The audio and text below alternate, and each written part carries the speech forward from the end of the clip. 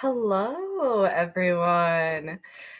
Welcome to the first episode of Story Hours with Roguish Goblin Stories. I am Beks Roen, they, he pronouns. And today we're going to be reading along to Desert Phoenixes, which is the first novel that I have published. If you want the replay, that is going to be inside Roguish Goblin Stories. I will leave a link in the description to subscribe to that.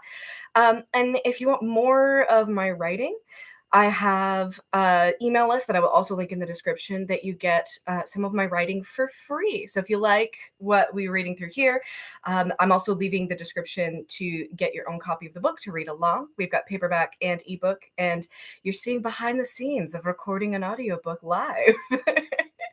So here we go. Desert Phoenixes by Beks Roen. Dedication. To Mrs. Sapusik for believing in me and my writing. To my mother for teaching me what excellence looks like. And to my family for all of your love. Chapter 1. Battle. Ace always thought their worst problem at 18 would be avoiding stupid people at school, not fighting the greatest alien threat to ever invade the galaxy.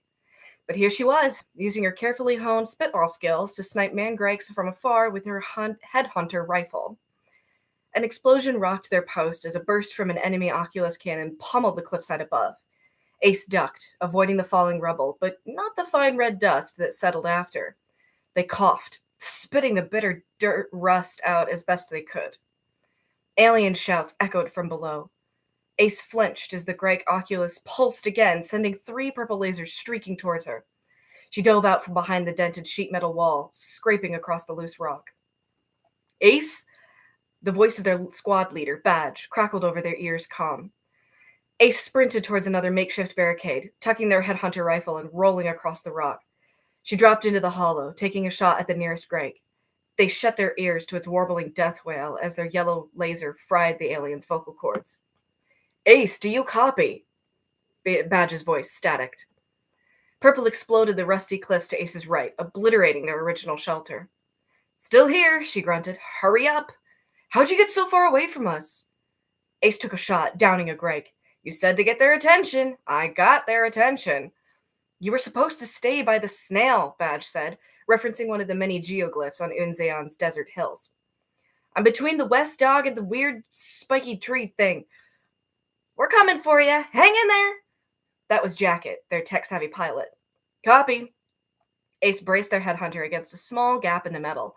Her steady green eyes never blinked as she dropped 3 Greiks before the cannon fired again, forcing her to take cover. The rock caught her auto-camouflaging uniform, tearing a small hole in the fabric. They ducked as a thermo grenade sailed over their head, detonating on the cliffside above. A 4-seater augury-class flycraft with 1 sputtering engine swooped in, spewing yellow lasers across the attacking aliens. Badge threw the side door open, Unzeon's setting sun glowing in her warm sepia skin. Her uniform, having recognized that Badge was in a flycraft, was the standard navy blue. Ace dove towards the augury, grabbing Badge's strong hand as the Oculus pivoted towards them. Badge hoisted Ace into the flycraft, slamming the door on the cannon's attack. Hold on! Jacket punched the augury into the air, tossing Badge and Ace against the closed door. 2 purple laser streaks barely missed them. We gotta work on your advance warning, Jacket, Badge joked, correcting a rebel strand of curly onyx hair and heading for the co-pilot's seat. Jacket laughed. NB power never gives advance warning. They punched the throttle forward, accelerating out of range. A futile laser lit the air behind them.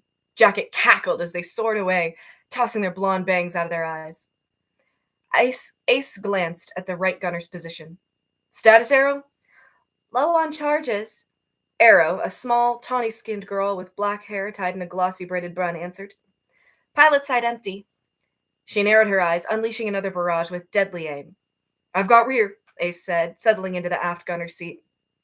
She pushed a stray lock of auburn hair out of her eyes. I really need to cut it again, they thought. The augury jerked like a giant hand had smacked it, purple enveloping the right side. Alarm sounded. God, stupid! Jacket's fingers flew across the controls as Badge fought to keep the dying flycraft alight. Brace! Badge called. The augury crunched into the rock. The gold strikers grunted as the impact tossed them around. Rocks crunched and metal groaned as they slid to a stop. Small lasers from Greik handguns pinged off the side of the downed flycraft. Ace's turret was the only one still functioning. "I've got 4 more charges," Ace called. "Let's go," Badge yelled. The other 3 heaved at the door as Ace opened up with their turret. "It's stuck," Jacket howled. Ace's fire launched pieces of Greik into the air, dirt and blood spraying the same red. A blast of return fire shook the nose. The augury groaned sideways a few inches. "What?" Jacket yelped as the door suddenly came free. Arrow leapt out first, landing in a crouch with knives ready. Jacket followed, their uniforms shifting to match the red rocks by the time their feet hit the ground. "Come on, Ace," Badge yelled.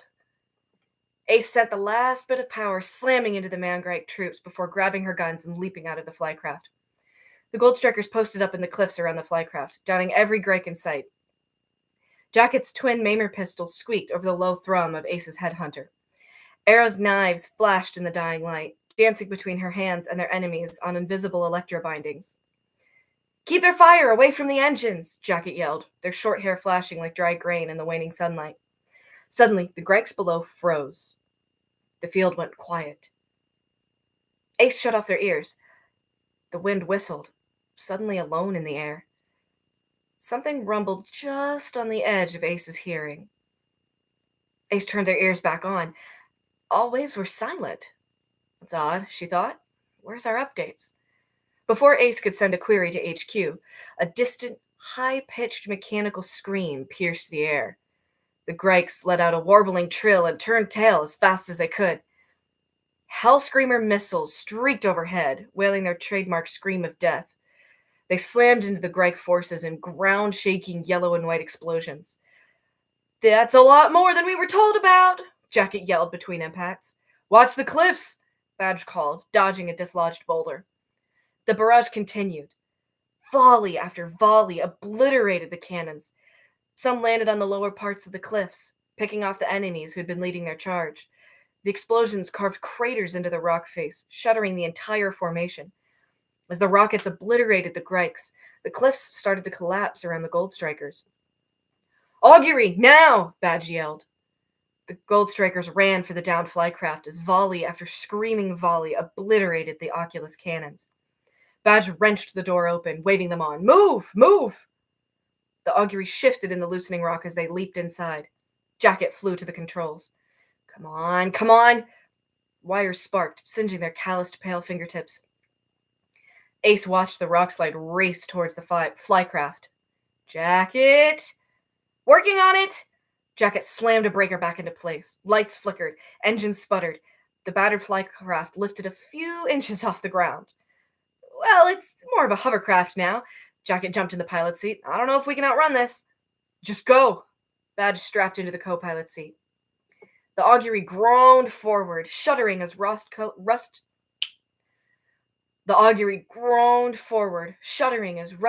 rocks bounced off the hull. One lodged in the empty pilot's side turret. The explosions slowly moved across the grassland, thankfully heading away from them. The flycraft skidded to a halt on the open plains, as still as death. Hellscreamers thundered relentlessly into the distance, until Unzian's triple moons peeked into the sky. The soldiers waited in the augury, listening on their ears from anything from command. All waves were still silent. Why would command go dark without warning us? Jacket picked at their Jutristan Chroma Astro infantry patch through a tear in their father's bomber jacket. Sweat carved pale tracks through the grease and grime on their face. Their seafoam eyes matched the highlights of the pointed flycraft on the patch. Badge leaned her head against the augury's dented gray wall, closing her amber eyes. She made no move to correct the onyx curls that fell into her face. "What would you say, Oli?" She pictured her older brother, always smiling, always there for her. He'd make her eat before him, even though he was the one chronically ill.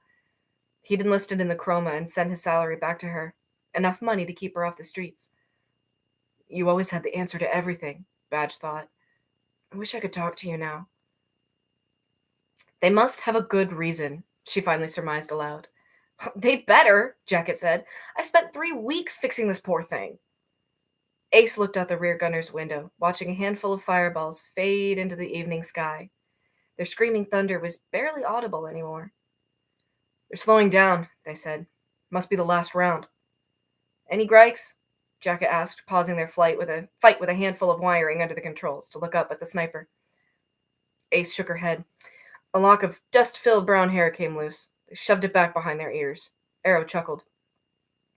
Jacket grinned, returning to their wiring. "Sounds like we won." Badge made a dissenting noise, frowning. "I want an all clear from command first." So they waited in the dead silence. "Am I making the right call, Ali?" Badge wondered, wishing her thoughts could fly across the galaxy. If Ali had even survived when his post on Kyogantu was destroyed 3 years ago. "The life is gone," Arrow whispered, adjusting the pair of bleached cephalbones that held her gleaming jet-black braids in their tight knot. "What?" Jacket asked. Ace noticed the Jacket stopped their work to listen to Arrow, even putting their tools down. Huh, Ace thought. Jacket doesn't do that often. "The life is gone. There's no night sounds like normal. Nothing. Not even those weird Muscena bugs. And look," Arrow pointed to the nearest hillside, illuminated in the moonlight. "The dog's missing its legs." Ace followed Arrow's gaze to the geoglyph on the hill. What had been a six-legged dog with pointed ears was now little more than a muddled face, a circle with some dots inside it. So much for preserving Unzian's legacy, Ace thought. They jumped as their ears crackled to life. "Victory. Return to base," the cool alto voice instructed. "Gold Striker Quad, en route to return. All counted," Badge responded, pulling her curls back into their ponytail. Jacket grimaced at the smoke rising from the controls. "Yeah, this thing's dead." Badge hauled the dented door open. "Let's walk."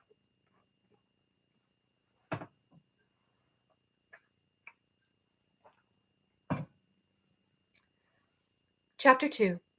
Epiphany. "Of course we crashed on the far side of the plains," Jacket huffed. Blackened trees twisted in unnatural shapes against the darkening sky. Smoking craters bigger than the augury made traversing the once flat plains a nightmare. Rusty sienna craters tore gashes across the green and tan colors of the grasslands. Muskenas swarmed around the gold strikers, looking for exposed skin to bite. "Oh, stupid Muskena!" Badge tossed her onyx curls. "I hate these things." "They don't bug me." Ace checked the hole in their auto-camouflaging sniper uniform. Not bad. The cut from the alien's laser was small, exposing Ace's cream skin to the cooling air. No blood. She looked up to see Arrow and Jacket snorting with laughter, looking at her. "What?" Ace asked. "You made a bug pun? Because..." "Never mind." Jacket rolled their cerulean eyes. Their father's bomber jacket made a strange, static shadow against their self-camouflaging uniform. "Ugh, they're so big," Arrow complained as a 4-inch long Muskena tried to dive at her face. Being tied back in a bun, her glossy black braids couldn't be the built-in Muskena squatters she was... Being tied back in a bun, her glossy black braids couldn't be the built-in Muskena swatters she was used to. The gold strikers fell into a rhythm. Climb out of the crater, walk as far as possible, slide into the next crater, all while constantly dodging and swatting at Muskenas. The bodies of their alien Magrike enemies were strewn everywhere, scattered in unrecognizable pieces. As they passed a patch of hills, Arrow glanced at the remains of a geoglyph mural. It might have shown a group of people celebrating. Before today. They've been there for who knows how long, she thought. Survived the wind and the rain and time itself, just to get blown up. She kicked at a rock in her path. Why do we do this? Ugh, Jacket complained. Why does base have to be all the way across the cliffs and the plains? They wiped the sweat from their pale brow, leaving a streak of dust and machine grease in its place. Because it is. Badge slapped another Muskena to a pulp, making an unmoving stain against the shifting shadows of her uniform. More walking, less talking. Jacket tapped their earpiece. God, these dead spots are really driving me nuts. Why has Command not figured out how to keep a basic signal across the desert? Time to arrival is 17 minutes. The cool alto voice sparked to life in their ears and made them all jump. Oh, now you decide to work, Jacket grumbled. I hate it when it does that, Ace huffed. Jacket snickered. You just don't like having a computer on you all the time. It'd be nice if it would, I don't know, warn me before it talked or something. Arrow lightly shoved Ace's shoulder. You'd jump anyway. Or maybe if someone put a bug in it, make it stop talking for a little while, Ace shrugged. Maybe then I'd actually get a peaceful night's sleep for once. Don't talk about ears like that. Jacket frowned, all humor gone. Ace rolled their eyes. Jacket, you make it sound like Ears is a person, which is impossible considering Ears is the operating system for the entire Chroma fleet. My point exactly, Jacket insisted. Even a temporary shutdown could cause the entire Chroma fleet to go haywire.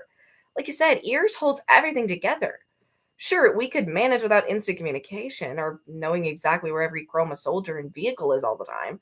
But shields would die, navigation and life support systems could fail, commerce would plummet, and even civilian things like traffic control would crash. And who knows how many computers would just short out because they can't handle the sheer amount of info that Ordorth processes. We have to hope that never happens. Arrow patted Ace on the shoulder. Looks like you're going to be stuck with restless nights for the rest of your fighting life, she teased.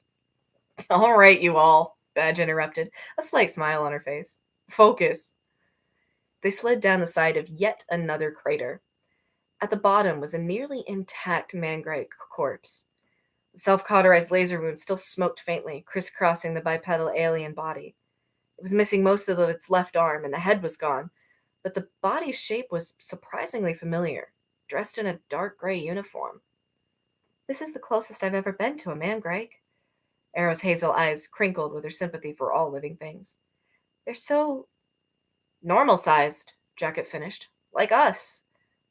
They jumped at the sound of voices. It sounded human, but the four dropped to the crater's floor anyway. Ace picked out two different voices. One was younger, high-pitched and nasally.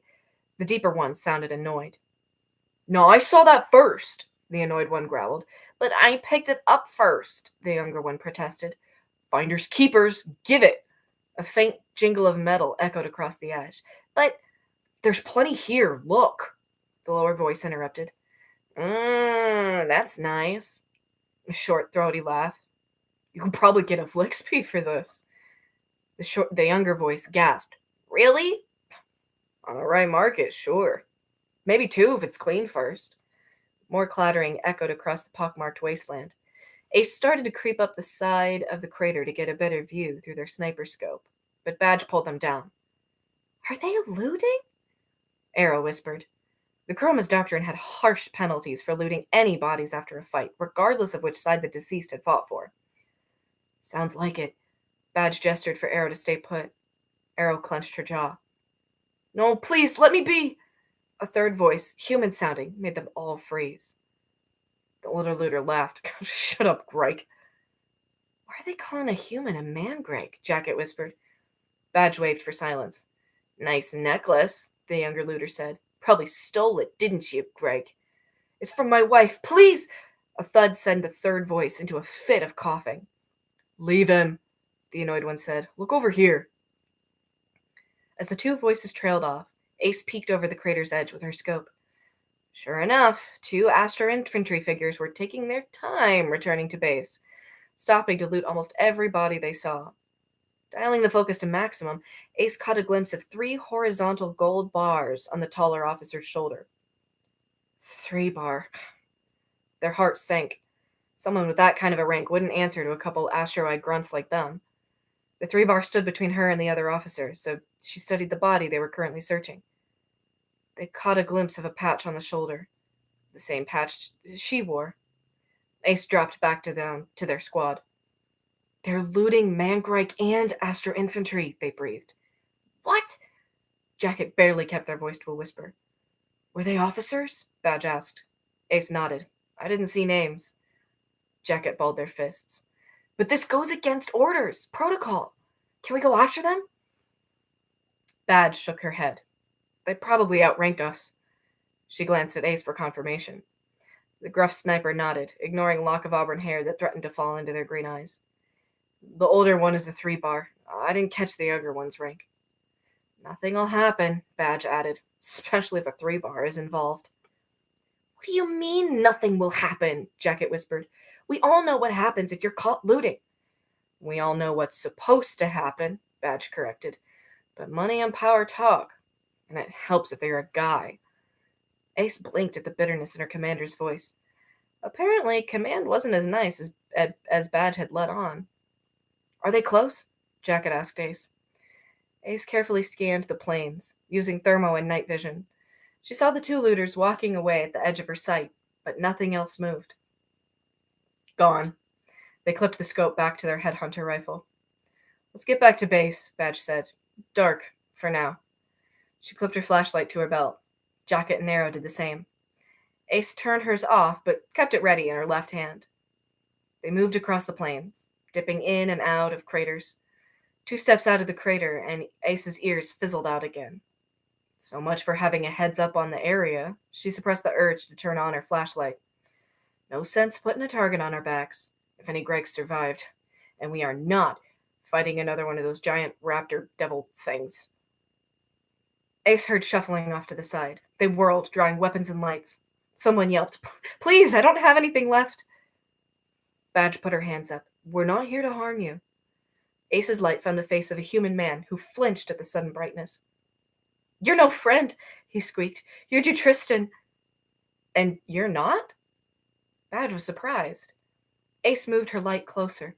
The man was definitely human, but he wore the mottled grays of a man-greg foot soldier. Who are you? Ace asked. David, he wheezed. His tanned face was streaked with dirt and blood. Laser burn slashed an angry line across his torso. He's taken more than lasers, Ace thought, noting the bruises and blood that covered his body. Jacket frowned. But you're human. Their stomach turned. A spy? Traitor? Jacket checked to make sure their ears were still dead.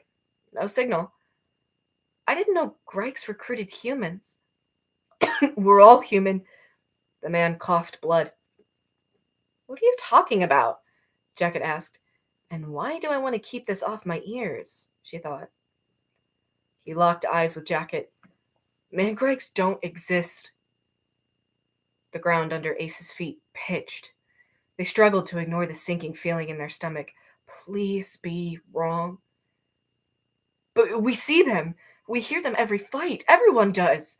Ace hoped she sounded more confused than afraid. Easier to kill us if you believe a computer more than your own eyes.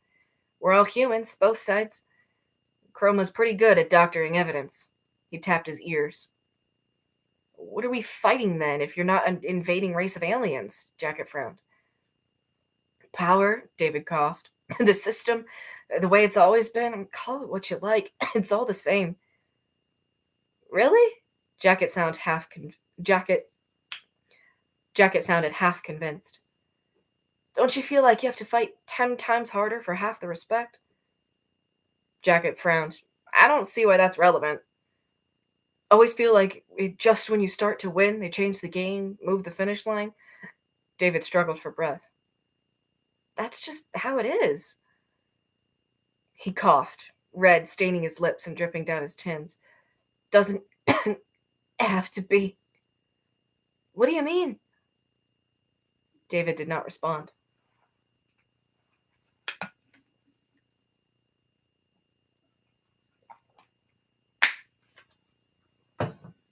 Jacket stepped closer. What do you mean? They asked, louder.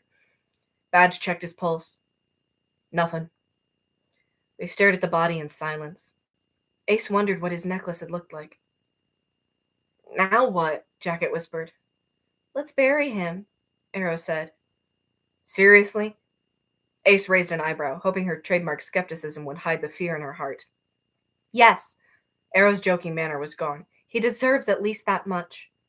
How do we know he's even telling the truth? Why would he lie? I don't know. Ace sighed.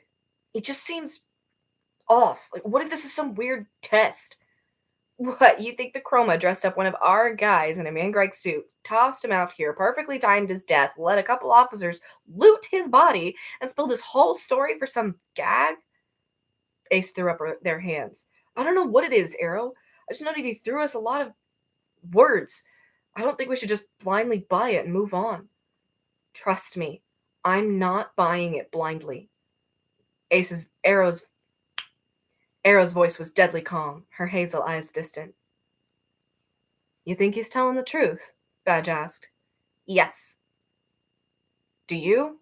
Ace asked Badge. I'm not sure, Badge frowned.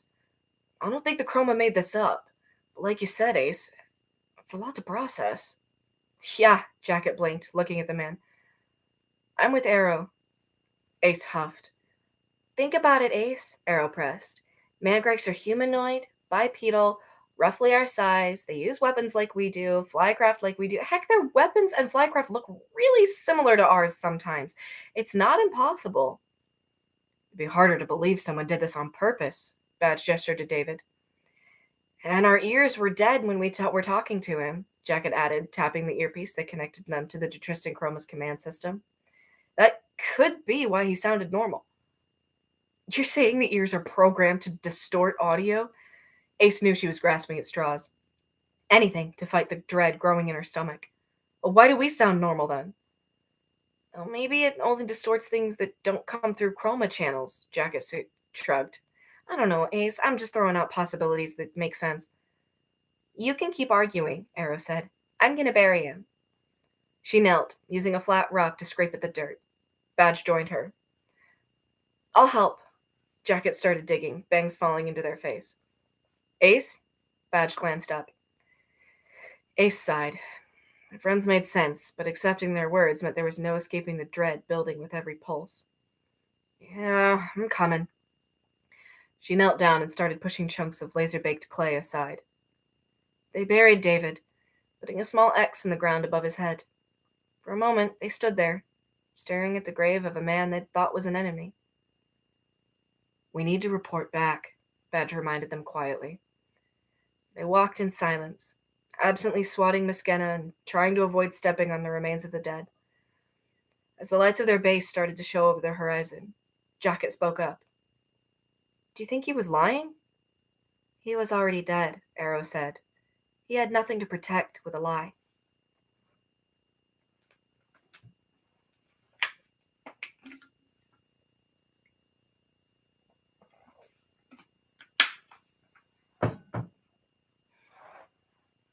Chapter 3.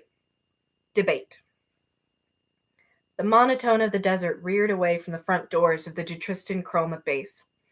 Surrounded by more fences and turrets than Ace had ever cared to count, the squat, boxy shapes of the interconnected ash metal buildings cut an imposing line against the soft contours of Unzeon's land.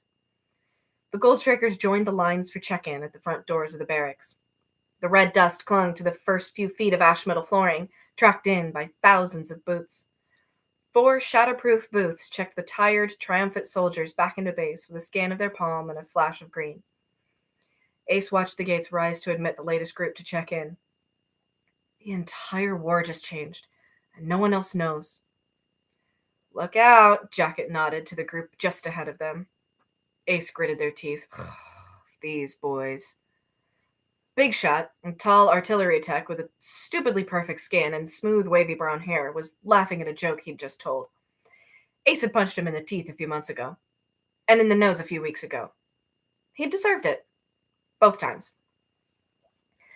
Big Shot's pilot, a thin, nervous boy called Gel, shifted from foot to foot as they waited. He'd recently had corrective eye surgery after an injury and was still getting used to his new field of vision. Sandy-haired Skid was there, laughing along through his uneven teeth. Seriously, Ace thought, why do boys need to hit each other to show they enjoy a joke? Skid was one of the cargo pilots who doubled for troop carriers. He and Big Shot often worked together. Ace didn't watch Skid as closely. The stocky boy had learned his lesson with Ace much faster than Big Shot. Hey. Big Shot caught sight of the Goldstrikers and winked. How was the action? Fine. Ace tensed up, fists ready. Just fine? Big Shot pouted. Sorry I wasn't there to make it better. Beat it, Ace snarled, stepping forward and winding up. Big Shot chortled as Badge caught Ace's punch before it flew. That's right, listen to your commander. Ace tensed again, but Badge held her in place. You're already at 2 strikes, Badge whispered in their ear. Ace grumbled and stopped, settling for their finest death glare. They tried to ignore Big Shot's unabashed flirting as the lines moved forward.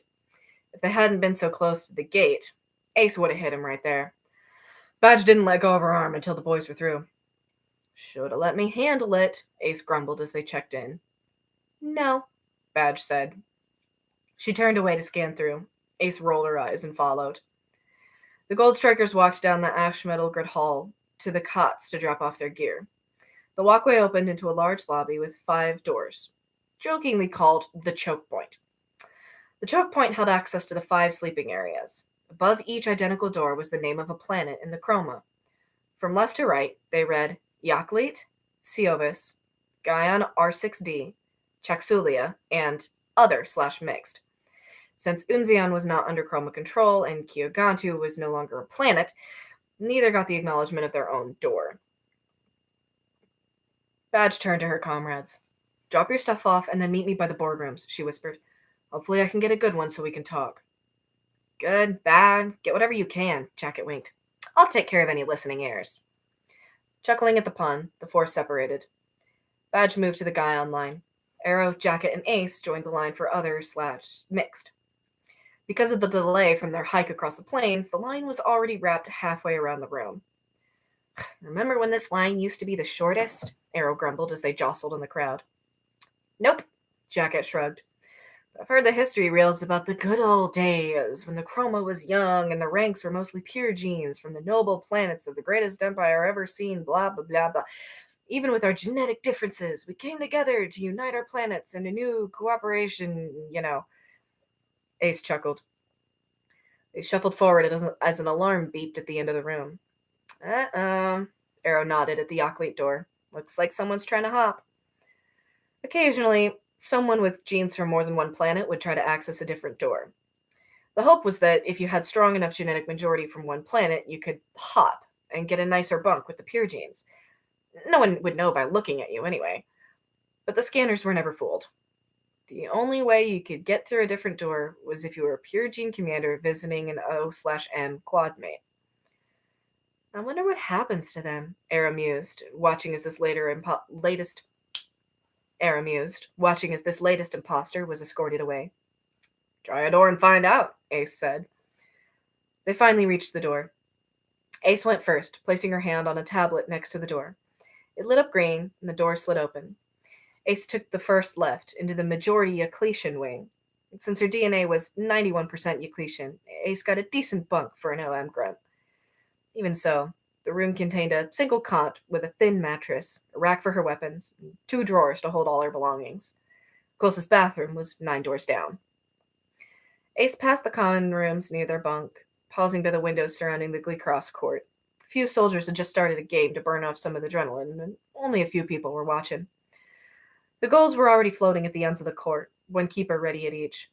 Most of the players were already in the air, wearing the sleek black hover boots that kept them about a foot off the ground.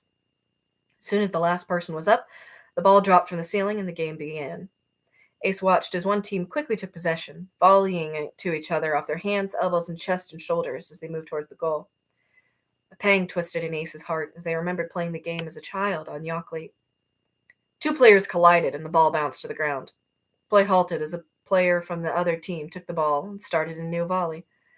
More people were starting to crowd around the windows, so Ace quietly slipped away as the first point was scored. Ace was about to open their door when they heard a peppy voice behind him. Hey, Ace! Ace hid a smile as she recognized her neighbor, Ruff. She turned to greet the willowy girl. Ruff? Ace nodded. Oh, come on, Ace. Ruff gently punched Ace's shoulder. That's all I get. It's Victory Day. Ace yawned. Ruff rolled her blue eyes. I know that's fake, she grinned, taking her thin ponytail out and shaking her long brown hair loose. Ace finally cracked a smile. All right, you got me, they confessed. How'd the fight go for you? Not too bad, Ruff shrugged. My sting got into a tough spot with one of the cannons, but thanks to those hell screamers, we got it taken care of. We might even be able to salvage some of it. She leaned against her doorframe, tilting her head with a smile. I guess Tal was watching over us.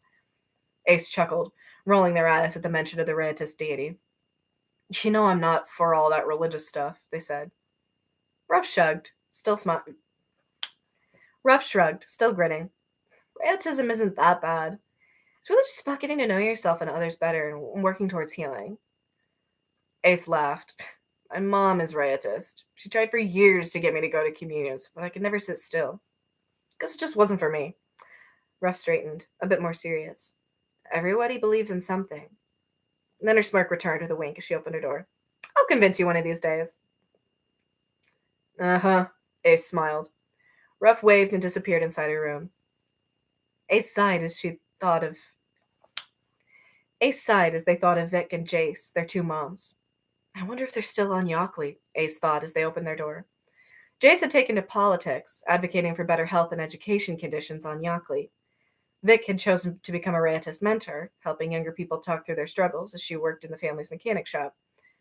Another pang shot through Ace's stomach as she remembered her home. Maybe I shouldn't have left. Ace shook their head, shying away from the memory of her last argument with her parents. They picked their routes to make the galaxy better, and I chose mine. I'm making things better. I have to be. Unbidden, David's dying face floated into Ace's memory. They put their head in their hands and sat on the floor, stifling a groan. What if I'm making things worse? Ace took a deep breath as their heart tried to outrun their fear. A ping on her ears startled her out of her swirling thoughts. It was Jacket. You coming? Ace quickly replied. Yeah, 1 sec. She checked her headhunter for any major damage or debris. I'll do a full clean later, she promised herself. Finding no glaring problems, Ace tucked the rifle back into its rack and left to rejoin their squad.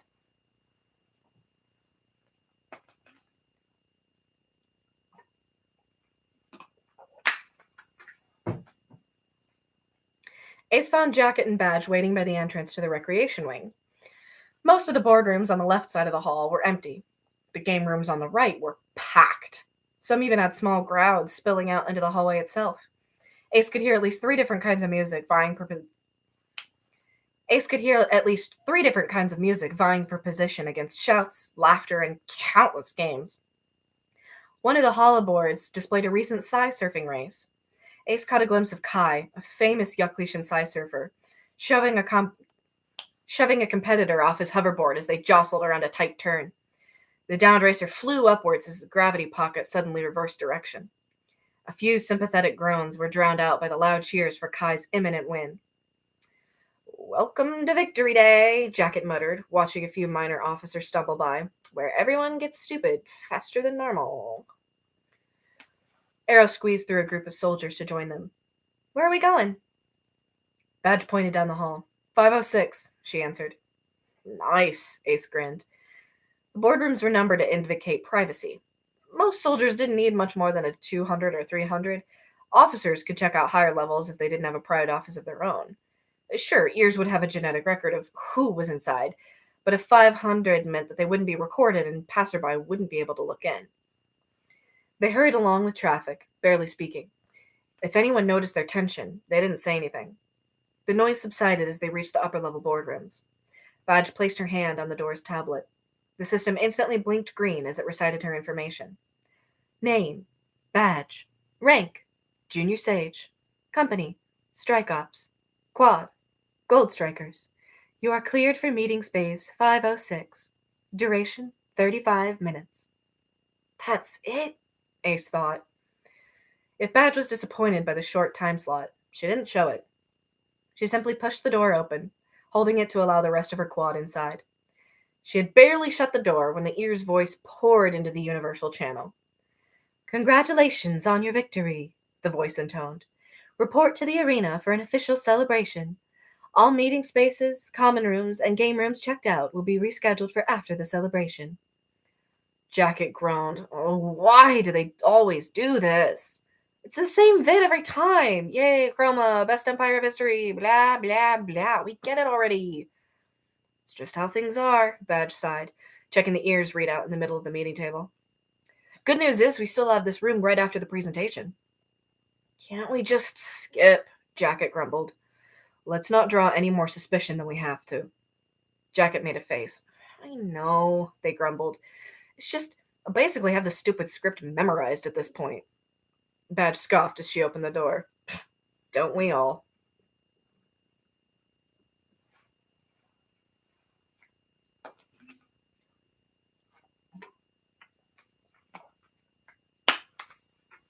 Chapter 4. Hollow Victory. The arena was the only building of the Unzeon base set aside for all personnel meetings. It wasn't used often, but Jacket had to admit that massive tiers of seating were an impressive sight. With the sheer scale of the building, it was amazing. With the sheer scale of the building, it was amazing that it didn't collapse. I guess we've got ash metal to thank for that. The metal had a strength to weight ratio that made Jacket awed and frustrated at the same time. The chroma had taken massive amounts from Chexulia upon occupation, but was still researching its use. I wonder how much theft is in that research. So far, the chroma had just replaced previously used metals with ash metal, but Jacket felt there was more to discover. If only I could get to Chexulia and talk to them about it. Jacket put their engineering thoughts on autopilot as they sat down with the rest of the Gold Strikers. Their seats were about 7 flights of stairs up, on the right aisle. They sat in the first seat, with Ace between them and Arrow. Badge brought up the rear, taking the aisle seat, as always. Always leave yourself an escape route, Badge had said when Jack had asked her about her seating habit. Even a show can turn sour. Once they checked in, their seats floated into the air. The familiar victory reel appeared on the hollow boards attached to their seats, the audio pouring in through their ears. 92 years ago, the cool chroma voice began. The Jutristan Chroma was no more than one of 2 political parties on our home planet, Ordorth. Our rivals, the Federation of Shepherds, ruled the planet as we took to the stars. Images of Yaklit, Siovis, Meiruta, Gaion, Kyugantu, and Chexulia appeared on the screen, swirling through their places in the star map. An old 2D video reel of the Shepherds' humanitarian efforts scrolled by as the ears continued to speak. The Shepherds insisted on giving away our technological prowess in favor of making friends across the galaxy. The leaders of the Chroma watched in horror as the Shepherds gave our hard-earned holoboards, flycraft, and other tech away to less developed civilizations. We knew it was only a matter of time before those younger planets, fearing our superiority, would lash out. The screen went dark. It happened sooner than we expected. What we didn't expect was the source of our trouble. Here we go, Arrow thought. Meiruta appeared on cue, beautiful in its pristine blues and greens. Our delegation landed on Meiruta 52 years ago, the ears explained. Unlike Yaklit, the only planet we knew of at the time, Meiruta was completely bereft of human life. Instead, we found the Mangrex. The screen darkened to red and black as humanoid, masked figures appeared, warbling their terrifying screeches. A's close to their eyes, trying to shut out the noise. The ears continued. Attempts to communicate failed. On our second meeting with the aliens, they attacked our delegation and stole our flycraft, leaving our people to die on the barren northern mountains with a single malfunctioning augury. Luckily, a few escaped, but not before seeing the aliens reverse engineering our flycraft. When the Chroma survivors reported back to Ordorth, the Shepherds refused to take actions. A few days later, the Mangrex attacked one of our outposts, killing at least 30 people. The aliens seemed to find humans primitive, unfit for life. We knew something had to be done. After much debate, we reluctantly decided to oust the Federation of Shepherds and defend Ordorth and the galaxy from the alien threat. Battlefield footage began playing, morphing from 2 to 3 dimensions as video was replaced with holograms. The war on Meiruta was fierce. As we drew nearer to victory, the aliens made a desperate attempt to wipe us out. Images of small void craft leaving Meiruta appeared. After offloading small groups of their own people to every planet on the galaxy except Ordorth, the Mangrex used a hidden weapon of mass destruction to annihilate their own planet. A massive explosion started near the North Pole, the shockwave wrapping around the entire globe. All life, above and below the surface, was destroyed. If Grikes aren't real, Ace thought, could Meiruta still exist? The image of the charred planet faded to black, but Ears wasn't finished. Still, the fight continues. Footage of skirmishes across the galaxy, several from Unzian, flashed across the screen. The Mangrikes hid themselves in pockets across the galaxy, the calm voice said. 3 years ago, the Mangrike cell on Kyogantu tried a maneuver similar to their Meirutan comrades. The screen dissolved into an orbital image of the stormy steel-gray planet. Unfortunately, the explosion was much stronger than anticipated. Arrow frowned. Was it? Or did somebody else have a hand in making it worse? What if the Chroma launched the explosive? Who's to say the Chroma isn't lying about every single thing in this video? She glanced sideways at her companions. From the looks on their faces, Arrow guessed they were having similar doubts. An animation titled Scientific Estimate of Kyogantu's Destruction showed the explosion that had ripped the planet apart, leaving chunks of rocks and dust where a healthy planet had once lived. Kyogantu was obliterated. Only a few of our heroic Chroma soldiers stationed nearby were able to escape. I hope you survived, Ellie. Badge bit her lip. I hope you weren't involved at all. We are working to remove the remaining Greg cells before they cause more harm to humanity. Badge's stomach twisted as the camera panned across piles of dead Greg bodies. Every one of them is human, she thought. Like me. Next to her, Jacket clenched their jaw against a sob. What have we done? Ignoring their regret, the footage zoomed back out onto the map of the galaxy. For years, the Jutristan Chroma has worked to unite us into a single nation. A montage of Chroma leaders meeting with the puppet rulers of Yakli, Siovis, Kyogantu, and Shaxulia rolled by. Jacket noticed the forced smiles on the face of some of the council members in the background. Maybe the Chroma is less popular than they say. Our advisors work closely with local governments to ensure prosperity and cooperation, bringing everyone closer to perfection, together. Advisors, Arrow seethed. You mean intimidators, soldiers. Her adopted father had been one of those advisors. Most of his work was done away from home, but he would conduct some smaller meetings around the family's dining room table. For a more relaxed feel, he'd say. Arrow wasn't allowed at those meetings, but she found ways to listen anyway. What she heard was far from relaxed. Her adopted father would use threats of all kinds, from personal censorship or imprisonment to planetary bombardment. We have an entire fleet at your doorstep, if you don't recall, he'd say, a serpentine smile on his face. I have the ear of the Chroma Command. If someone called him out on his threats, he'd play innocent. I want to make sure we're working towards the best possible solution here, and that involves cooperation from all parties. Young Arrow had had a hard time reconciling that man with the kind, joyful person who adopted her. But now Arrow could see the same tactics in his parenting. It was, after all, an argument with her adopted parents that resulted in her joining the Chroma. We want what's best for you, he'd said. The Chroma will take care of you. As my daughter, you'll have more freedom than most soldiers your age. More pay, your pick of assignments. It's a deal some would kill for. Arrow blinked, realizing the reel had brought events up to the present day, humming with heroic music while the ever-calm voice of the Ears concluded, With this victory, we are one step closer to true freedom. The reel ended. Ace hadn't realized how tightly they were gripping the armrests until they moved to stand. I thought I was making things better, they thought. If my moms were right this whole time, I hope they've stayed out of things. Even as she had the thought, her heart sank. If Ace knew anything about their mom, Jace, it was that Jace would stop at nothing to protect the people at the bottom. What if my moms were on the field today? They shook their head, trying to keep the tide of guilt at bay. Without a word, Ace followed Arrow into the orderly lines of exiting soldiers. None of them spoke until Badge swiped into the meeting room, and Jacket spoke as soon as the door closed. We've been breaking doctrine this whole time. Everyone has. Badge pitched at the bridge of her nose, closing her eyes. Is the code a lie? I don't know. We gotta get out of here, Arrow said. Now? Ace asked. Arrow threw up her hands. We can't stay. I can't, at least.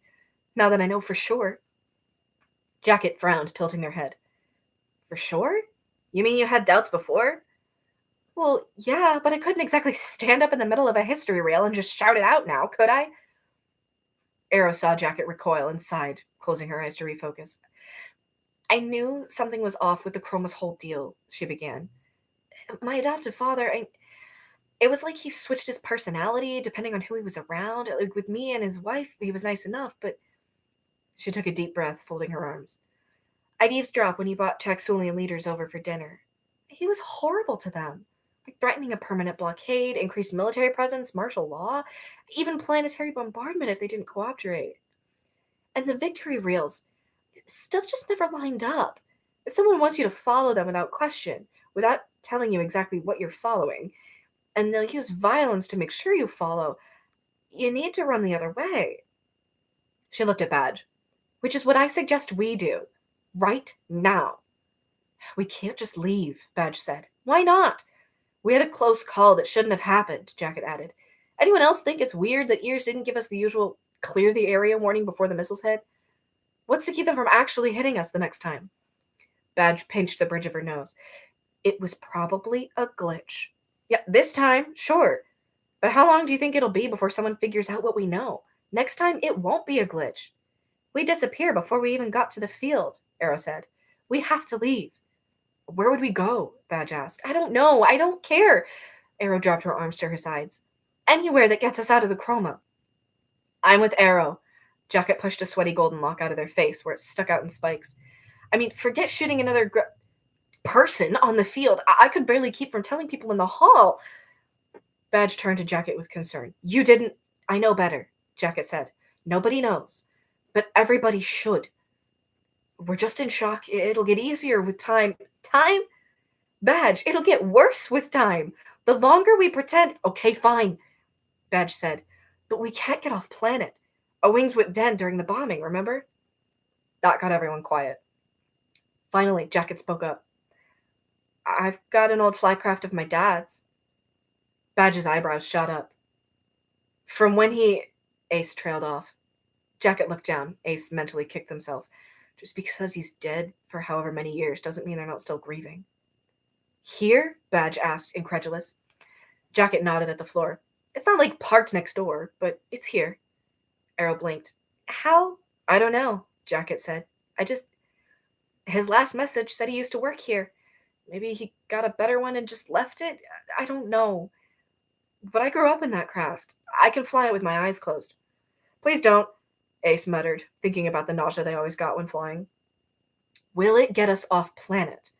Badge didn't want to doubt her friend, but Jacket's father had stopped his weekly calls with Jacket almost 8.5 years ago. He was most likely dead. It should, Jacket said. The bombing run shouldn't have hit it. Yeah, Ace grumbled. The bombing run that shouldn't have nearly killed us. Badge hesitated. I know it's not a great option, Jacket sighed. It's better than trying to steal one from the bay, Arrow said. Badge looked at Arrow. We're not stealing anything. Ali would kill me if he... She stopped. Jacket and Ace shifted, avoiding eye contact. Arrow put a hand on Badge's shoulder. It had been 4.5 years since their commander had heard anything from her only sibling, right before he'd left for the now-destroyed Kiagantu. The time hadn't made any easier for Badge to talk about him. Where's your flycraft? Ace asked, more to change the subject than anything else. Cave system in the canyons, second moonward of here. Jacket nodded to the direction where Unzian's second moon rose. Ace made a face. That'll take too long, they thought. Jacket caught the sniper's look and rolled their eyes. It's a whole flycraft, Ace. Where else are you going to hide something that big? Start packing, Badge interrupted. I'll see if I can get us a lander or something, get us there faster. If not, we'll improvise. Arrow winked at Ace, sharing a smirk. Badge rolled her eyes. Keep them from causing too much trouble, she looked at Jacket. Please?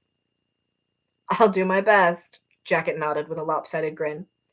We'll only improvise a little, Arrow smirked. Wouldn't want you to miss all the fun. Badge sighed. I could use some of your patience, Ali.